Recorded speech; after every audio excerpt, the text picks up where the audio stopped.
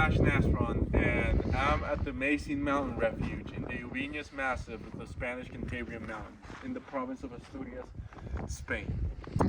We're currently at around 4,900 feet of elevation at around 30 degrees Fahrenheit. Up there behind me are the tallest in the massif, coming in at around 7,900 feet. See, the province of Asturias is known for three main things.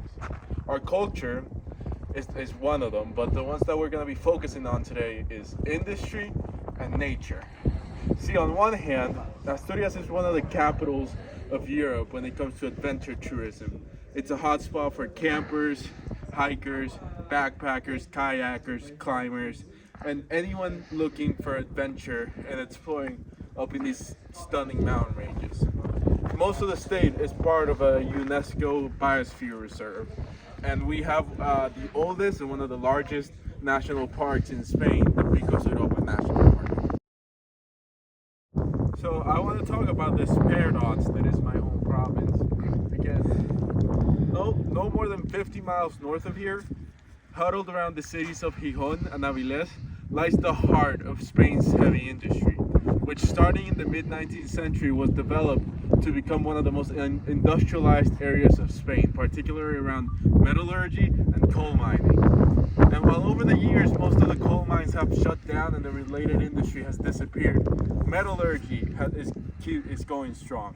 Yeah. One of the biggest standouts in this aspect is ArcelorMittal Spain, which produces around 5.9 million tons of steel per year, which single-handedly accounts for 40% of the national production.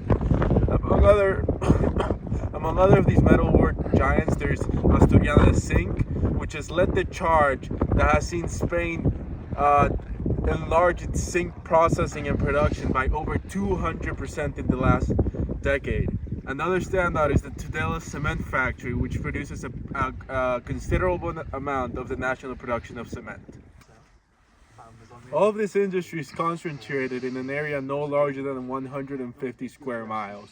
And after leaving the factory floor, all of these different products and derivatives are further concentrated in the ports of Gijón and Avilés for further distribution. And while no one can deny the economic output, prosperity, and job prospects that these works provide, as you can imagine, all of this industry is highly pollutant, with non-governmental climate watchdog organization, Sustainability Observatory, pointing to ArcelorMittal as the fourth single highest producer of CO2 emissions in the entirety of Spain. All of these factors combined were reflected in a study carried out by researchers from Pompeu Fabra University in Barcelona and published by the Lancet Planetary Health Journal, which pointed to Gijón as the fourth worst city in Europe when it comes to mortality as related by air pollution, CO2 emissions, and urban heat islands. This is a stark contrast from how smaller cities and towns throughout the rest of the regions are lauded by their sustainability efforts and the maintaining of some of the cleanest air in the continent. And as you can see behind me, a lot of these towns and mountain refuges depend entirely on sustainable energy to keep running. So herein lies the discussion that the people of Asturias seem to not want to have. What do we prioritize? The industry that brings jobs and economic growth, but figuratively kills our environment and literally kills our people, or the natural environment that we are wardens of? Because what will happen when the last ore deposit is mined and the mills and furnaces of the ironworks go cold as these giant multinationals pick up their things and go set up shop somewhere else to exploit? What will be left of this that you see around me? I fear that if things keep going the way they are, we might find out sooner than we'd like to admit.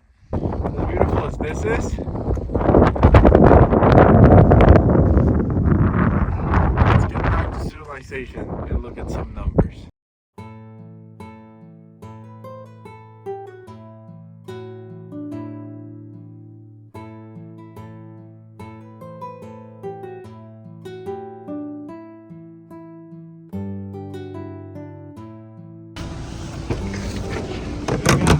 Kai, hasta que no te pongas aquí no arrancas.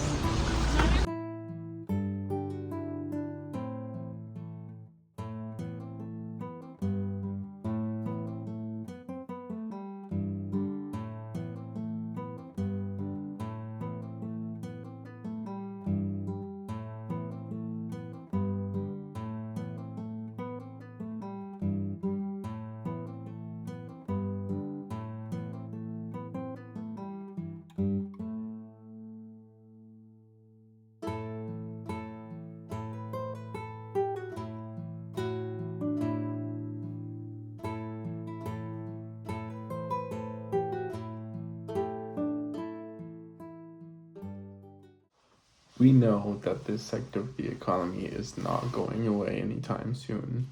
Raw zinc alone represents nearly 20% of Asturias' yearly exports, and the secondary sector of the economy employs nearly 30% of the population. This on the back of a waning primary sector of a historically agricultural region where it went from being one of the main producers of cattle related products in Spain to an industry that employs a measly 6% of the population as of last available yearly data. So considering how vital this industry has become to the economic sustainability of the state, the best we can hope for in the short term is to implement further regulations and efforts to manage the pollutions and emissions caused by this industry.